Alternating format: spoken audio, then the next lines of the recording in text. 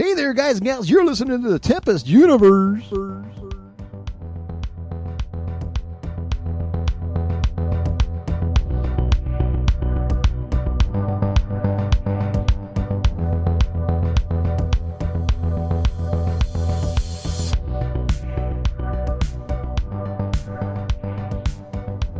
This is the Tempest Universe. Hey, welcome to this episode, this Monday, trashy, horrible, death-defying, heartbreaking, soul-stealing Monday. As we all know, Monday sucks, and this Monday was no exception. But we've got some good stuff on the episode for today, so hold on to your big girl panties, because it's coming on right now. I want to say what's up to those that are live in the live chat right now. Green Man and GameVit, what's up, hey.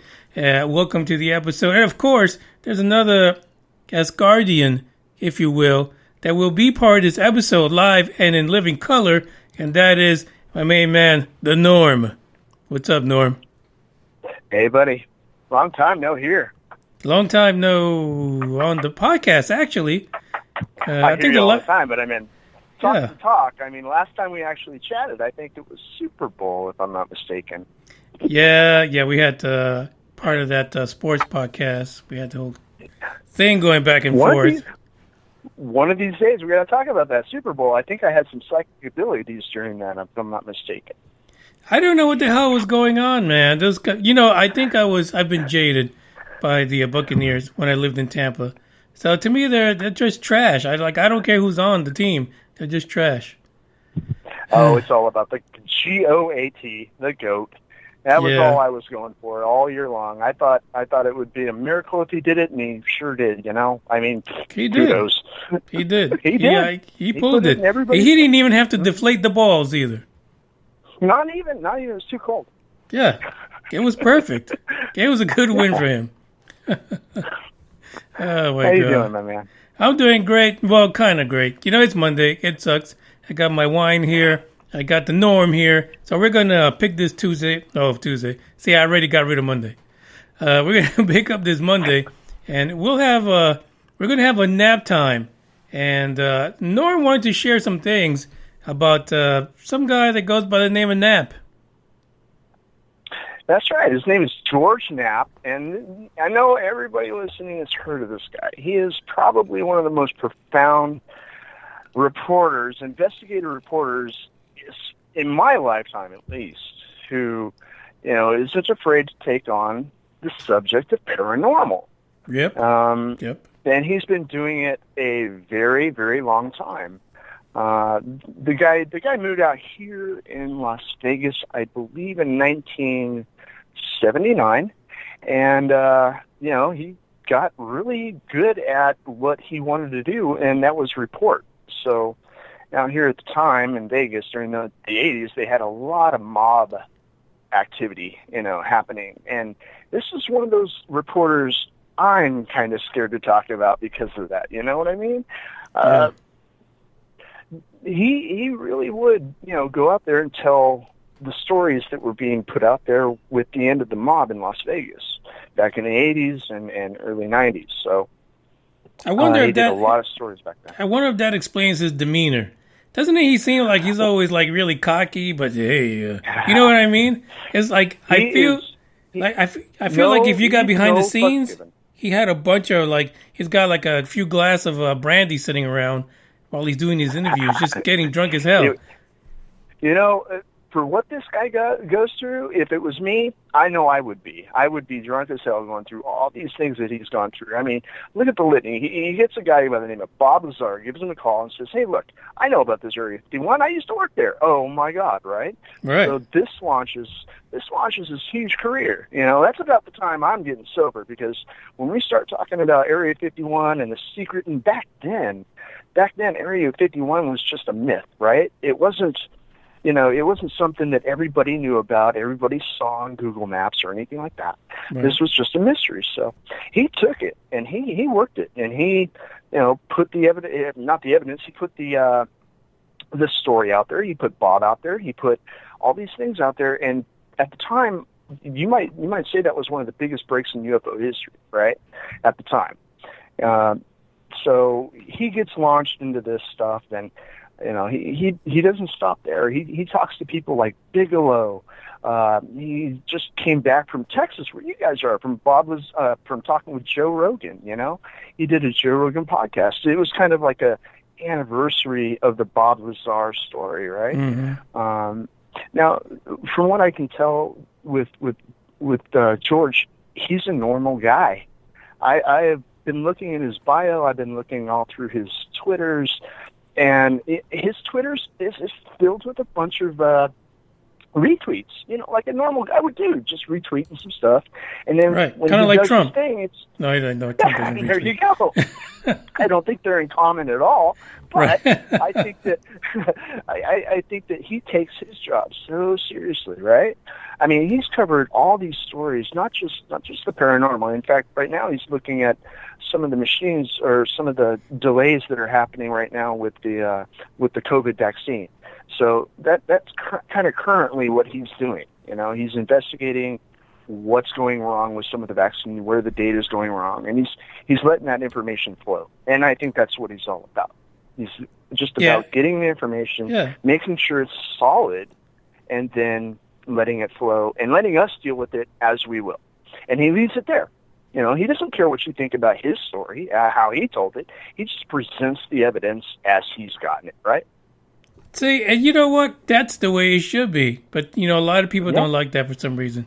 But, what I like about him is he's calm, he's cool, he's collected.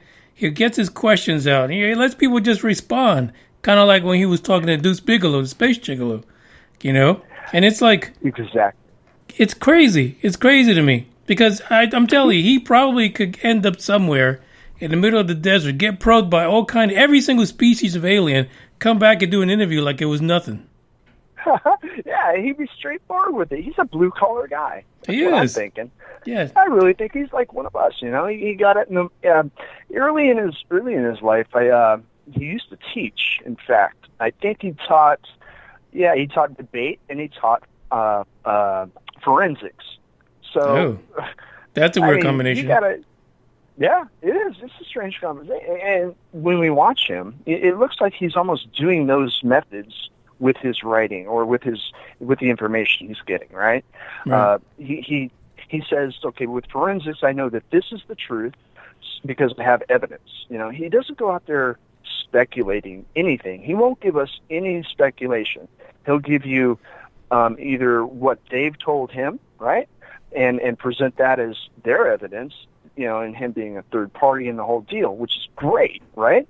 Right. At least he's trusted by these guys, these really rich guys who have a lot of power, and these guys could just easily say, no, I don't want to talk to you. I don't want to give you those secrets. I don't want to do that. But he has a way of getting into them and making the subject feel trust.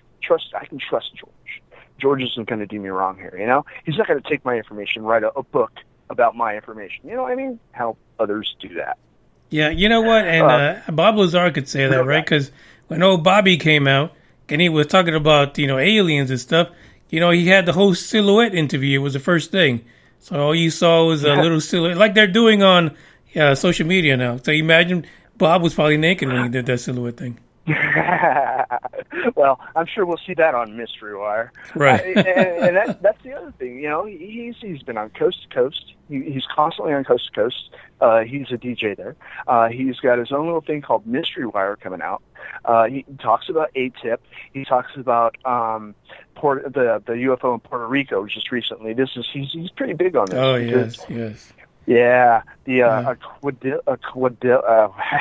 Aquadia, I guess is what it's called, the Aquadia Puerto Rican Tic Tac, and he's been on that one lately. He's been giving the science behind it a voice. He does it in his YouTube videos. He puts it all out there for free, so I mean, how can we go wrong by following this guy? By checking this guy. He's been doing this for 30 plus years. That's 30 years of gathering information. And now he has this wonderful outlet to put it in, I can't see me if I was going to be any kind of a reporter, or I wouldn't do it any other way. I think just being us, getting the information that we see, leaving our own judgment aside and putting it out there, that's what gets the people going, man. That's what gets the information to the others. I don't want to be attacked by aliens. I don't want to be attacked by government figures. I just want to tell you guys what's going on in the world, right? I think that's what you do. Well, unfortunately, a lot of people give me negative comments because of that, because they expect me to take the story, break it down, and turn it inside out for them. No, click on the damn link. That's what you should do. That's it. And you know what, George? It's funny because I did find another video about somebody really chastising into George about one thing or the other, and how he didn't do this and how he didn't do that. Yes. And you know what I know about that? I had to search high and low for that negative. You see? But when it comes to George, and when it comes to you, I'm sure it's the same way. We'd have to search high and low. Just, at the lowest low. I'm not going to go into Discord someday and see, somebody talking about you in that way. No, it just doesn't happen. Yeah, I think Green Man might be settling up for some negative information. Yeah, he's had his share of negatives. And we... I think if I ever got into this racket, I think I'd be getting a lot of negatives myself. So, just take it with a grain of salt, like water off the back of a duck. Yeah.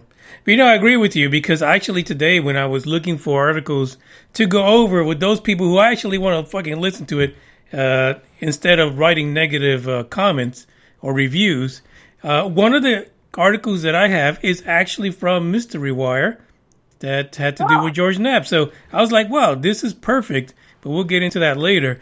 As far as what you found from George Knapp, it sounds like you think he's what can I say? He's a good newscaster, right? He's impartial. He gives you the details and lets you make up your own mind about what's going on. But what I like about him is that when he's interviewing people, he gives you just enough to be interested in finding out more on your own. He's not like spoon-feeding you stuff. He's like, go out and find out about this person. All right. And you know what, man? That helps people like me grow. I want to do my part. I don't want to just be a robot who heard a thing and blurts a thing. I want to do some other stuff. That's why I look into the negatives of these things, too. Right. He's got just so many positives and so many things going for him that... he's getting up there in age, so some of us guys, we got to take the reins. And if I've got to pick one, and he's really known as the Imperial reporter, investigative reporter out here in the West, I think I want to base it basically on his methods, I like how he does things. I never feel ashamed to watch a George Knapp episode on Coast to Coast. I think he's just like Art Bell in that fashion. You know what I mean? Right. Where he'll have a conversation, he'll let you say what you got to say, and if it's going nowhere, he's not afraid to say, "Cool, thanks, bye." Yeah, see you later. Let's get rocked. Moving on. Yeah. Right.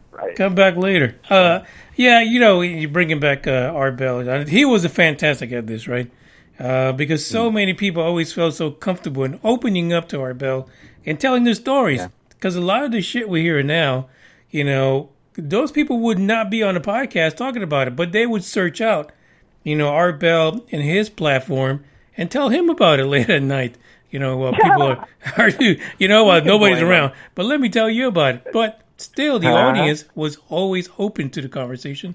And that was amazing for back then. I just loved listening to Art Bell. I totally agree. Now, I'm going to leave you in audience with one last thing, and this is just recently off of an Alan Stock talk show. I caught this, and it threw me for a loop because I hadn't heard about it. And we'll end on this. Area 52. Ever heard of that? I have, actually. Okay, good. Because I guess it goes even further than that. So what George is putting out there is the things that were at Area 51, they're still around. They're just not at Area 51. You see what I mean? Mm-hmm. And it's always been one of one of my big hang-ups about Area 51. Area 51, why is everything got to be at Area 51? Well, right. It's not. It's at Area 52. It's at Area Right. 53. It's at Area 50, so on and so forth. And those areas don't all have to be in the same place here in Las Vegas. They can be scattered throughout wherever. We're talking about, deep-seated government projects, right? Mm-hmm. George has been buzzed by helicopters over this, and he's investigating. He's been there. He's done that, black helicopters, strange people walking around. He's had to live with that. So he's got courage. He keeps going, and you've got to be something said about that. You know what I mean? And I don't know, man. Maybe one of these days, Manny Moonraker and the Asgardians can get off our butts, get some production going, and do our own little investigating, maybe even on a TV show. Yeah, we'll put him behind the silhouette and interview him. Yeah, the Hell's Kitchen of UFO investigation. That's what I'm seeing. Yeah, well, listen, it's a good topic, right? Because you have someone that, for the most part, people see as a genuine person when they do these type of interviews, and the people, they go to him, they disclose things that normally they try to keep secret, quote unquote, Mr. Deuce Bigelow, the space gigolo. So, there's or enough they just don't there. Feel comfortable. Yeah, or they just don't feel comfortable. Well, I mean, the guy's a billionaire. He's got to be comfortable, even sitting around in his underwear. Well, that's true. Yeah. So how George got him to open up about some of the things, because I've watched that interview, and it seems like he asked the right questions at the right time, Right. So I love his style, and, I think you're quite a lot like him. So, of course, you guys have a different way, a different slang, a different language, but, Right. You guys still have the bottom line purpose, and that's just to present the evidence to the rest of us blue-collar guys. I'm never going to stop being that. I'm always going to be just normal Norm. That's what we are. So on that, buddy, I mean, that's it. That's the Knapp Time. That's my one-part series that's my one part of a one-part series. One part series, one episode percentage, 25% of the episode. I could be persuaded to do others, but on Knapp, that's all you get, really, because that's all he is. He's open shut, He's just open shut case. Norm, I think what I would like for you to do, if you can, is go balls to the wall and bring us a report on Deuce Bigelow, the Space Gigolo. Deuce Bigelow, the Space Gigolo. Yeah. I'm on it. Yeah, I think that would be that. That might be a 2-3 parter, to be honest, because he's all over the place. Okay. I love it. All right, my man. All right, Norm. Well, thank you for sharing your nap time, and stay safe. I will, man. You guys out there too, man. And if you get a chance, hit me up on Twitter, NormJ1172. I'll be glad to answer any kind of questions or go out hunting for whatever you guys are looking for. So that's me. Yeah. That's where you can find me, where I answer the most of my emails and such like that. Or, So it's NormJ1172. That's it. That's all I got, buddy. All right, Norm. You have a good evening. Nap Time report. Nap Time out. Okay, that was Norm. The fantastic thing, too, is that if you decide that you like Discord, you can find him on Discord as well as the other guys, too, like GameVet, Green Man, Pucky, The Norm, of course, and Dave. By the way, Dave out in Australia. Happy birthday today. He is a fantastic 58. So just in case you talk to him on Discord, wish him a happy birthday, the 75-year-old Dave from Down Under. In the meantime, we got 3 stories to talk about today. It's hard to follow up something like the Norm presented, but we're going to get on here and talk about things that are happening. One article, of course, from Mystery Wire that talks about, of course, the main man, Edgar Mitchell, the late, great Edgar Mitchell. And we also have an update on SpaceX down in Boca Chica and a question as to why all of a sudden we don't believe in ET in our own solar system. Stay tuned for that. Check out this track. Looking for someone to save me from all of the things in my past. I'd do anything just to make it stop. Yeah. Tired of sitting and waiting, but every time I open up, there's always someone who lets me down.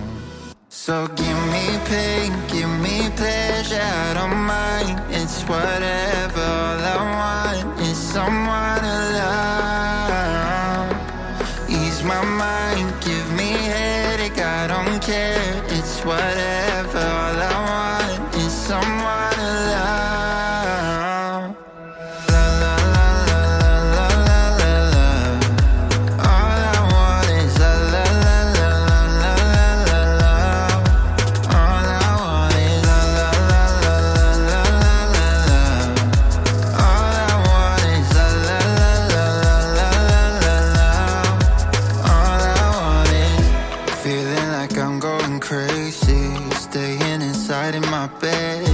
Wishing that someone could wake me up. Yeah, binge watching romantic movies, the ones with the happy end, hoping that someday I'll find the one.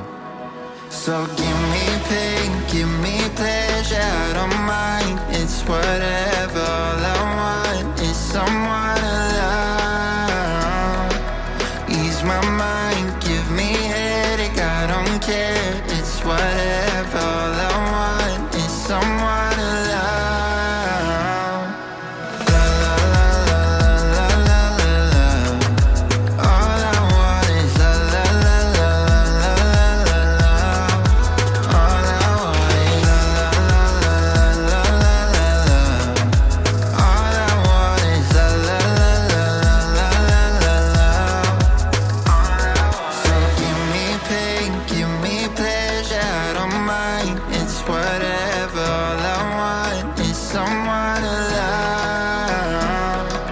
Ease my mind, give me headache, I don't care. It's whatever, all I want is someone to love. La la la la la la la. All I want is la la la la la la la.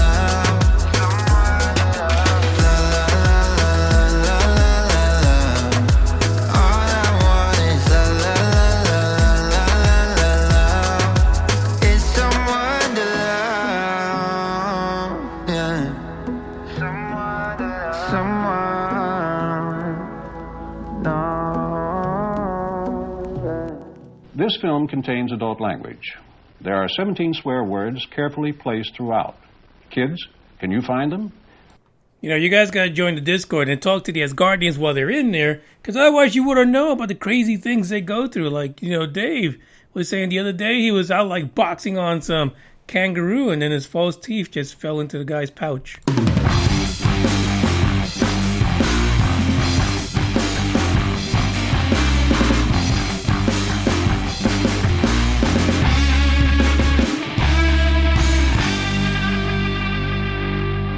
By the way, that was just kidding. Dave is he's a young guy. He's a young guy down in Australia, so hopefully he doesn't have any false teeth yet. I'm just saying.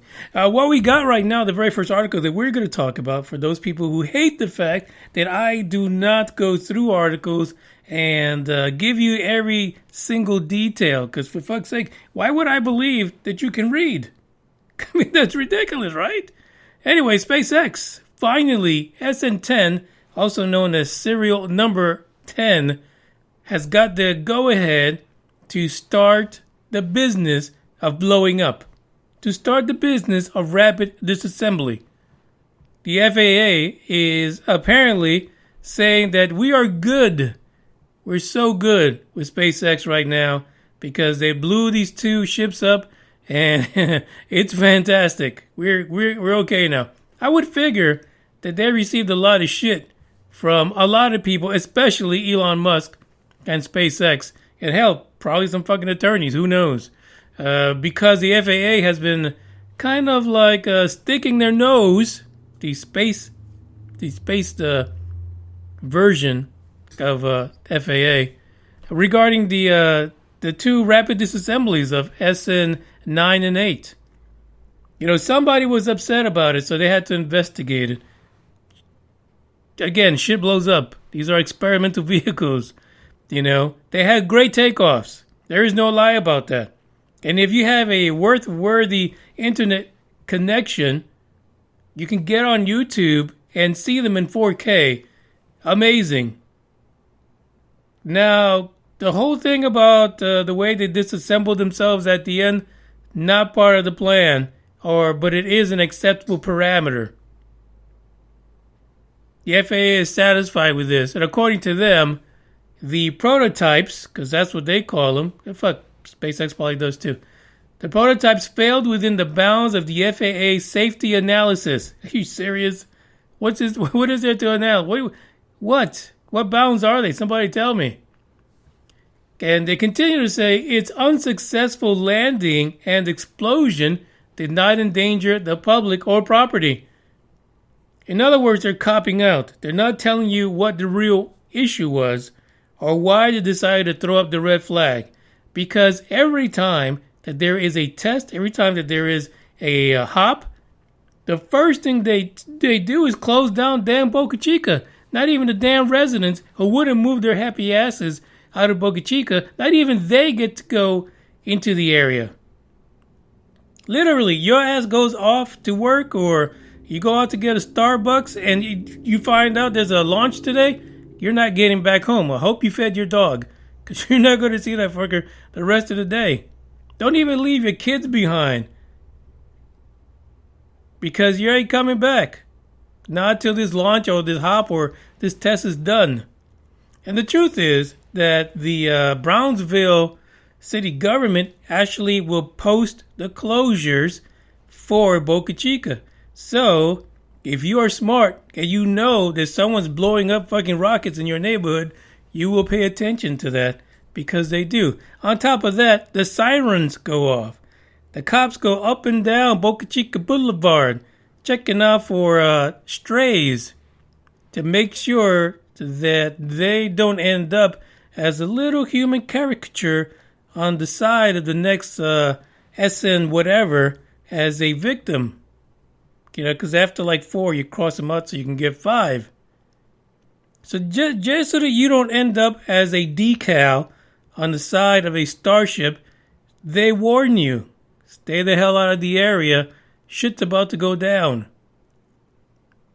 So, with the green thumb, the green thumb, it might be a green thumb, might be blue, I don't know.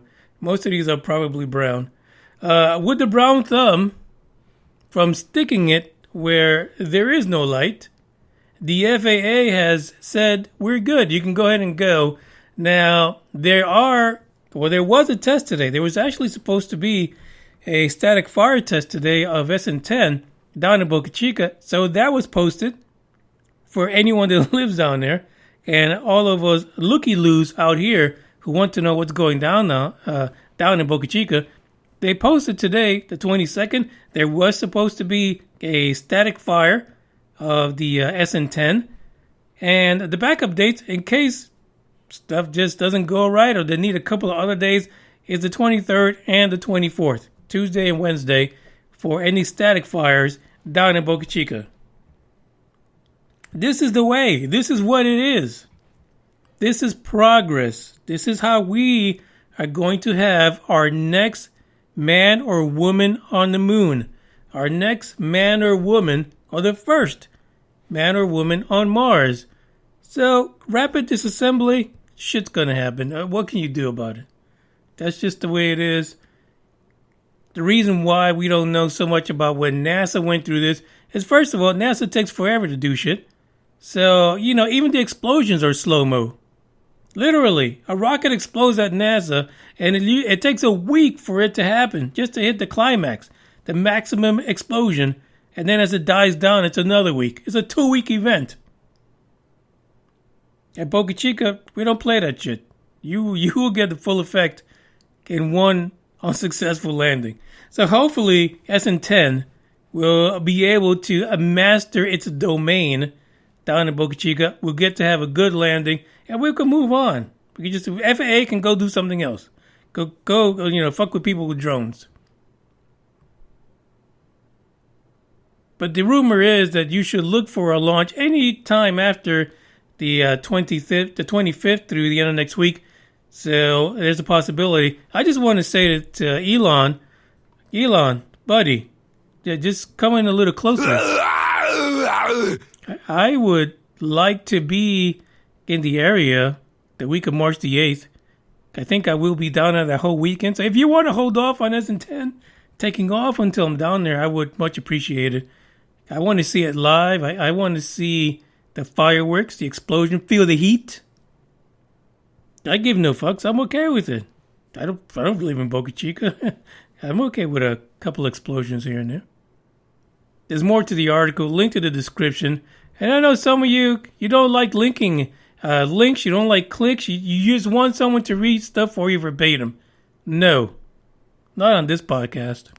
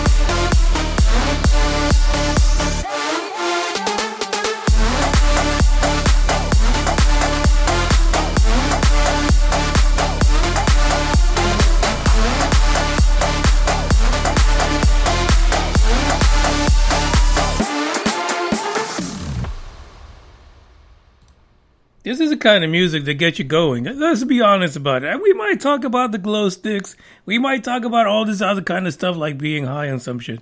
But still, if you just listen to the music, it kind of takes your Monday blues away in some way or fashion, I'm pretty sure.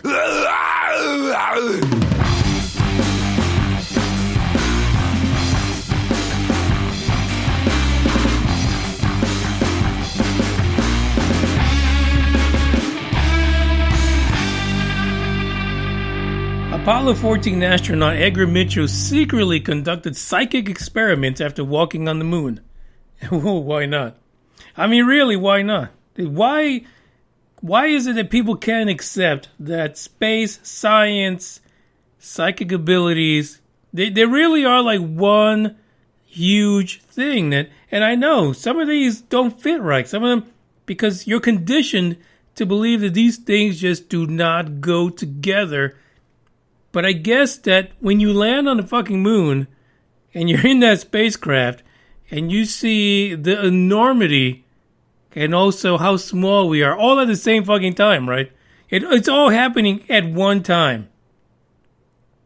Edgar Mitchell, you know, whenever I saw or read articles about Edgar Mitchell and some of the foundations that he had, that he put together, even foundations that talked about people that had ET experiences. Yeah. Experiencers. there is a foundation that he founded with a few other PhDs to find these folks and try to mesh together the science behind their experience. So it's no surprise to me that this article comes out that says that, Edgar Mitchell, the grandpa of space, because really that's what he looked at towards the end, right?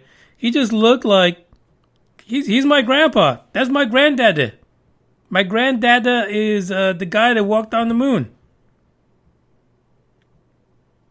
But he saw something. He went through an epiphany. And maybe at one point, like many of us that follow ufology and UFOs, we had this interest in the paranormal also. But we also looked at things like psychic abilities. And we wonder, is that true? A lot of people just, this shit's fake. They, they ask you questions and they read your movements, and somehow how many blinks you give them spells out a fucking name, and then they tell you the name, even though you said nothing about this name, and they just pull it out of the air or one of their orifices. There are a lot of people out there that have real psychic abilities. Though they might not be able to present it, though they might not be able to relate to you how the hell this exchange happens, there is a lot of science over the decades. We are going back all the way back to Freud and Jungian psychology that talks about these psychic abilities and the fact that there is evidence, there is test after scientific test. Apparently Edgar Mitchell, he hit that gap. He kind of brought that gap together and closed it when he saw the magnificence of being on the moon and looking back at our planet. A lot of this came from an interview with George Knapp. So how crazy that this article comes up now, right after The Norm talks about George Knapp. 2-3 weeks ago, we talked about George Knapp again, because he was the one who did the interview with our buddy Deuce Bigelow, the Space Gigolo. And I think that he's holding a lot of information back that maybe he might have relayed to George Knapp in secret, things that he was just not ready to reveal. In an interview with George Knapp, Edgar Mitchell said that the evidence for psychic abilities was not only solid, it was scientific. There's a quote from that article, and the quote's a little crazy. I'm just put it out there. But this is what it says. The quote from Edgar Mitchell is, "The psychic experience religion has said Western religion," I'm referring to here, of course, he said it's real. But it's either satanic or divine. It's supernatural. And science has said it doesn't exist. The reality is that it does exist and it's natural. He's basically saying we have an innate psychic ability. Most people do. And we stay away from it. We shy away from it. We think it's fake. It's all made up. But,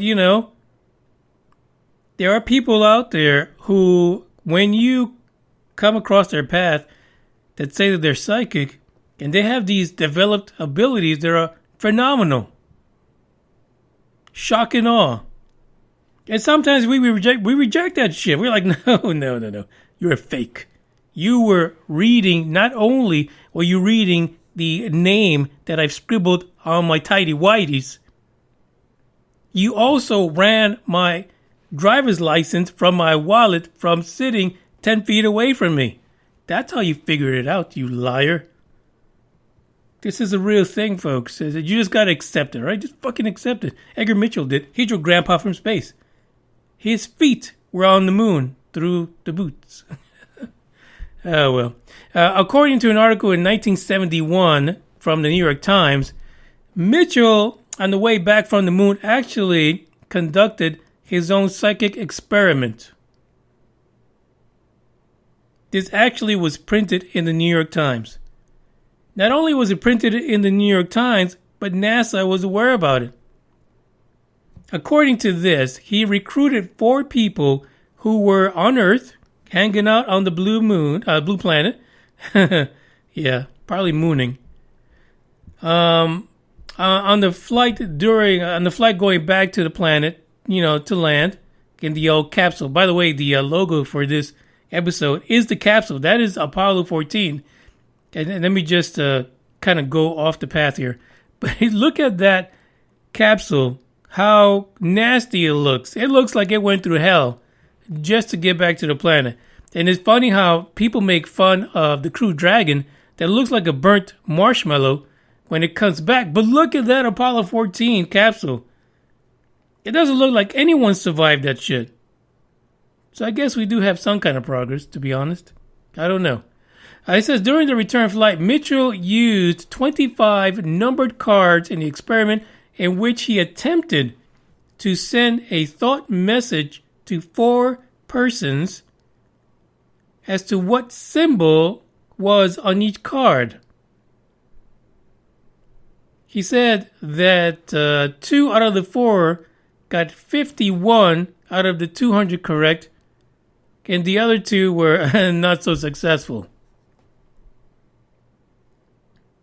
How the fuck do you get 51 cards right? Even if it's 200, 51 cards. Well, I guess what? It's a 1 in 4 chance. A little bit more than 1 in 4 chance. I don't know what qualifies as psychic ability. The thing that I come across, especially with doing the Dark Horde podcast, is that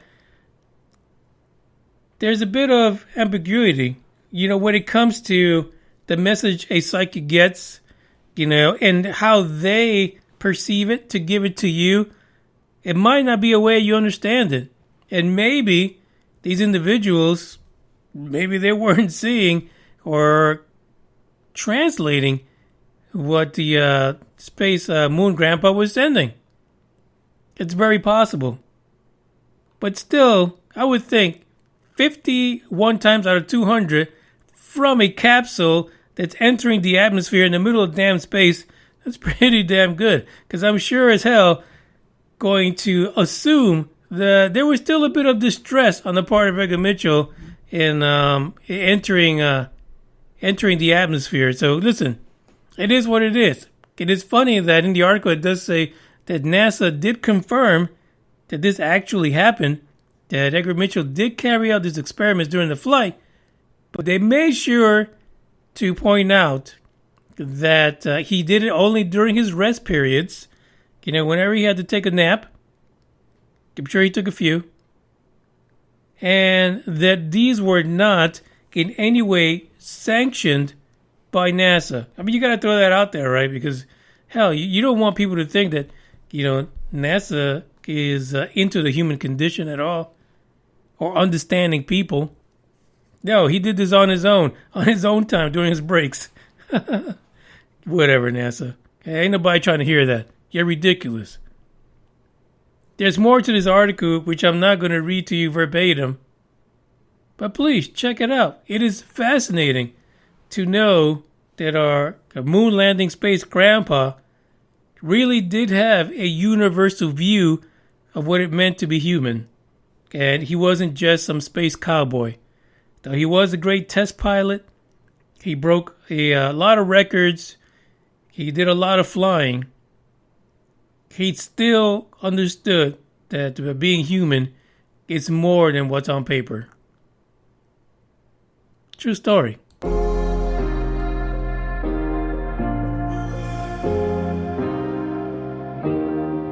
Keep thinking that I could have done something, but now I'm left with an empty heart. No making amends, no waking up beside you and holding you till we forget it all. How could I know there was no second chances? Like dominoes, my life got really scattered. You couldn't keep the door shut, and now the frostbite's creeping in. Stone cold since you left me here, so come home. Why won't you reappear? Things that I said came out totally wrong. Can't speak of the truth when it's tainted. I fell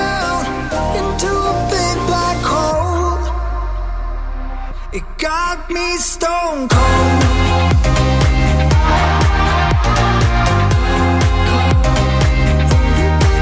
You got me stone cold. You got me stone cold.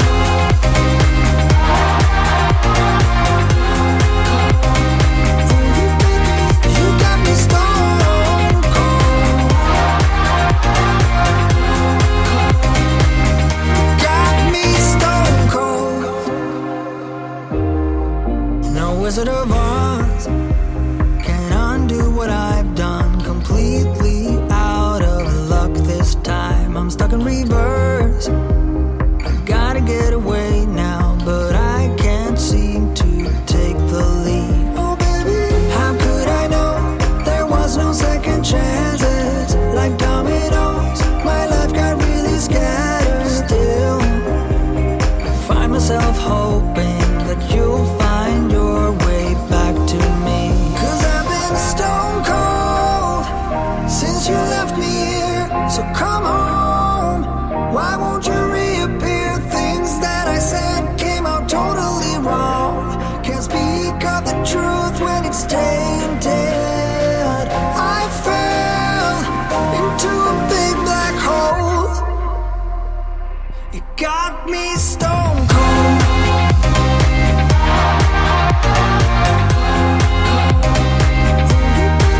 You got me stone cold.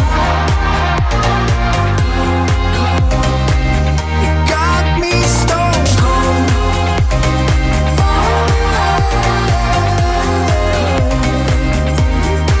You got me stone cold. Got me stone cold.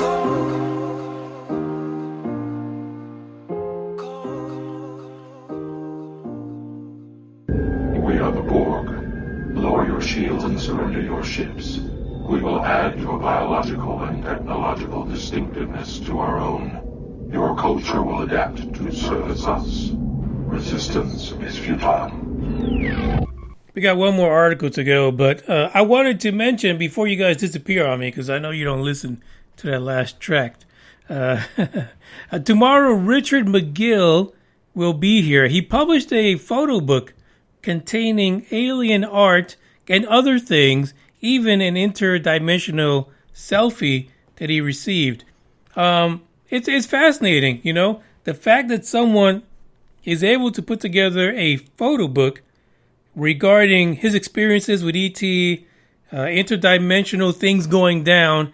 I think it's fascinating. So we're going to bring him on here tomorrow. It will be a lot earlier. The episode tomorrow will be at 7 p.m. Central Standard Time because Richard is on the East Coast. So we're going to have him on here to talk about the book. What happened during these experiences? Because you know what? Listen, we're into a topic that's crazy. I'm not saying Richard's crazy, and I'm not saying Ronnie's crazy, 17, but, I'm not saying anybody's crazy, but the idea that you can get signals and so many that you can actually publish a photo book. That's what's crazy. And then on the other side, we talk about, folks in government and the CIA releasing documents and everyone waiting for the 6 months to be over just so that we can find out what the fuck is defined as a UAP or UFO when it comes to these government agencies. But yet we have people who, like Richard, are receiving these messages. Like, where are they coming from? What's going down? So we're going to have Richard on here tomorrow. And next week, we have a guest to talk about the flat earth. And actually, I don't think I have I don't even have an actual date next week. So it might be Monday. It might be Wednesday. It might be another day. But we're going to be on here. We're going to talk about the flat earth because apparently he's got a lot of evidence that's going to back up the flat earther perspective. And I can't wait to hear that, to be honest, because there's just so much evidence against the earth being flat. But we'll see. We'll see what we got. We'll see what he's going to share with us. In the meantime, let's get to our last article right now.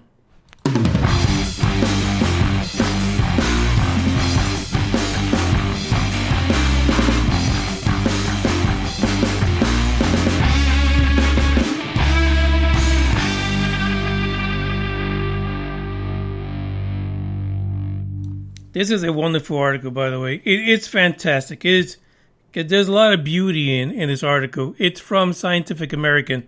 Of all agencies, of all places, of all publications, of all the places where you really don't expect an article like this. The title of the article is, Until Recently, People Accepted the Fact of Aliens in the Solar System.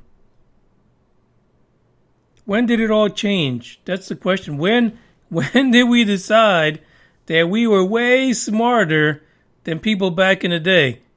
You know, according to this, people right up until the 1960s really felt that there was life on Mars, for example, and elsewhere in our solar system. But this goes way beyond 1960. But something happened. Something happened, and it could have been the trips to the moon. Could have been, you know, the issues with Russia and a space race and stuff like that, and people getting there, and there was no fucking cheddar cheese everywhere. I don't know. I don't understand it.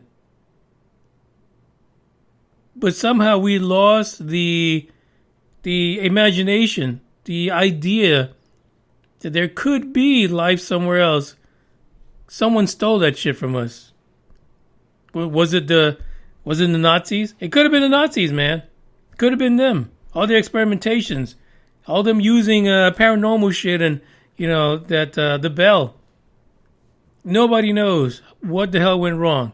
Here's an example. This is part of the article. I will give this to you because people apparently have negative feelings about this, me not telling them what the hell the article says, even though I do all the time. In the 1700s and 1800s, there were apparently astronomers like William Herschel and another amateur by Thomas Dick, like the person that wrote those negative comments. They were not only proposing that in our solar system, from the moon all the way to Pluto, which at that point was a planet, was overrun with life forms.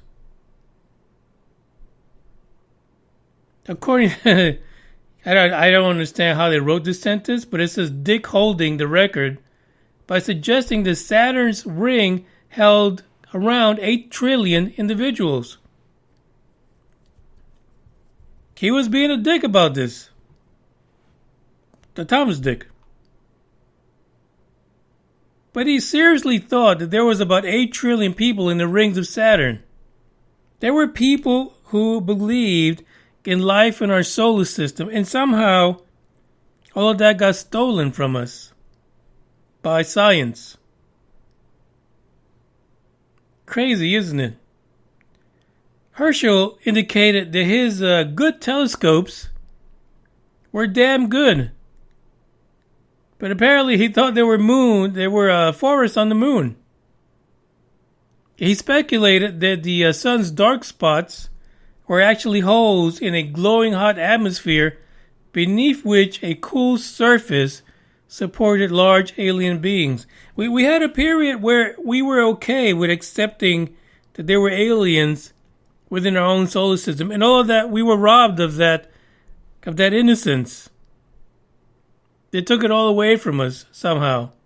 Somehow it became ridiculous. It became like we're just plain old idiots, uneducated idiots that don't understand that the planet Earth is the center of the universe, and only life exists here. There's another example in this article. Carl Sagan, of all people, and Paul Swan, they published a paper right before the Mariner 4 arrived on Mars, and in the paper they wrote this: the present body of scientific evidence suggests, but does not demonstrate the existence of life on Mars. In particular, the photometrically observed waves of darkening which proceed from vaporizing polar caps. Fuck, even then, they knew the polar caps were coming and going. Through the dark areas of the Martian surface have been interpreted in terms of seasonal biological activity. Ladies and gentlemen, the current spacecrafts around Mars has identified that. We've seen the pictures of the dunes, what happens seasonally, that also seems to be attached to a release of a significant amount of methane. So what Carl Sagan and Paul Swan wrote is true today. But people ignore it. Once in a while, when the shit happens, some scientist gets all crazy about it, and they'll publish something about it, but for the most part, they try to keep it quiet. There's another person, Christian Huygens. He wrote in his book, Cosmotheoros, what he wrote is, and I quote, "So many suns, so many earths, and every one of them stocked with so many herbs, trees, and animals, even the little gentleman round Jupiter and Saturn." Every one of these individuals throughout the centuries have made some kind of indication, some kind of notation. They've published the fact that they believe that we're not dealing with microbial life, that there is more within our solar system. When we look at the evidence of what we've seen over the maybe past 60, 70 years from NASA, we know that from the very beginning, because of old-ass instruments or, not spending the right kind of money, there were things that they were showing us that weren't true to what they are today. Like the pictures of Pluto, for fuck's sake. Really? Yeah, we needed technology to freaking catch up. I get it. But there are so many assumptions about Pluto that today it's a completely different dwarf planet. Nothing like what they said back in the day. But wouldn't it be true that in 10 years, all that's going to change again?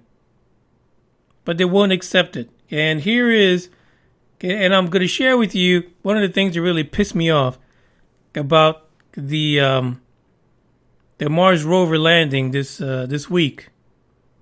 Actually, last week. One of the things that really got to me was the fact that like I mentioned in the last episode, we had that little girl that had the question about there being possibly Percy finding evidence of life today, in which the pocket protector pencil neck geek was like, no, let's stay on what the mission is, and that's to look for prehistoric life. Over the weekend, I saw another presentation by NASA, and here is a millennials, right? This is a younger crew, maybe before the millennials,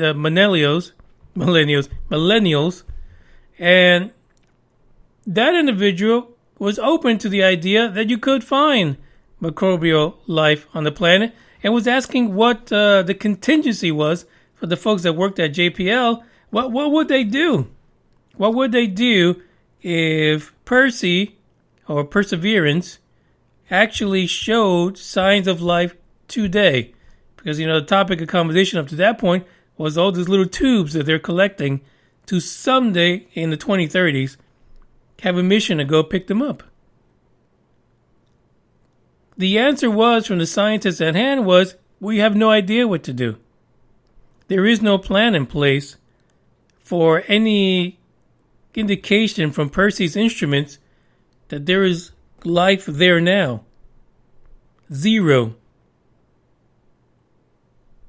Yet again, my issue with NASA has always been, you've had all these indicators going back all the way to before Mariner 4, that there might be signs of life on Mars, but yet you continue to pursue ancient life that's been dead billions of years.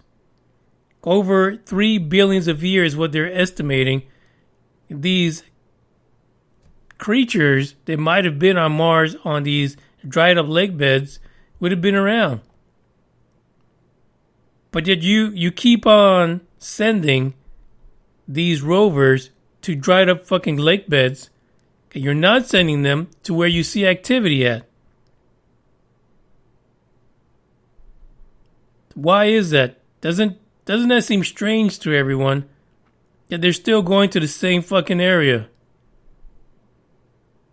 They have these dunes with all these activities.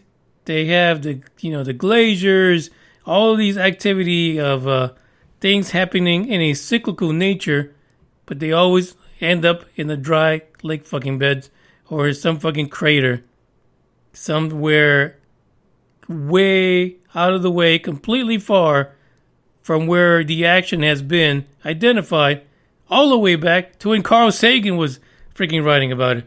None of that makes sense to me at all. That is my issue.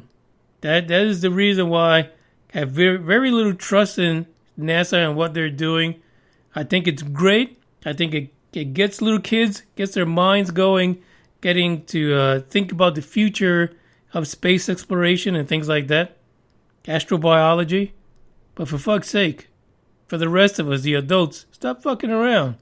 Stop spending billions of dollars to look where shit's not happening. That's my thing. There's more to this article in the description. A couple more quotes from folks way back when, anywhere up to a century or two ago, regarding their belief that there was life in our own solar system and beyond. Last thing is, I've been making a lot of comments about people writing negative reviews. And in the last 2 weeks, there's been negative reviews on the Apple podcast website. The negative reviews are that I am not basically dissecting things like the CIA report. I just want to bring to that person's attention that I did say I read the first 8 pages, and those were interesting to me. But the amount of redaction, there was no more for me to go through. I was not going to subject myself to a bunch of redaction. But I did say that the link to the actual file was in the description. And if you feel like reading redacted documents, it's up to the audience. That was clearly said on the podcast. I wasn't going to go past that because I'm not into reading redacted documents. It makes no sense. Why are you releasing things that you still want to keep secret? Release the shit that needs to be released. Don't put any redaction in it. At that point, I'll read it. Then it makes sense. That individual probably expects that in that 6-month time frame, that when we get, or we might even get, we may never even see any report to the congressional group dealing with this whole UAP UFO situation. They probably expect that there's not going to be any redaction at all. You'll be mistaken. And if you expect anyone on any podcast to actually go through and dissect a redacted document for you, you're crazy. You're lazy too. Because you should read the shit yourself and start expecting somebody and their perspective to relay messages to you. That's just being lazy. So to you, I thank you for the negative comment, and hopefully one day you'll get off your own ass and look at these links and read the things yourself. And stop being such a negative Nancy. Because haters are going to hate, and you've proven that you are a hater. I thank you guys for listening. This is the end of the podcast. We'll be back on Wednesday, and we're going to check out that picture book because I have a feeling it's going to be out of this world. Ciao.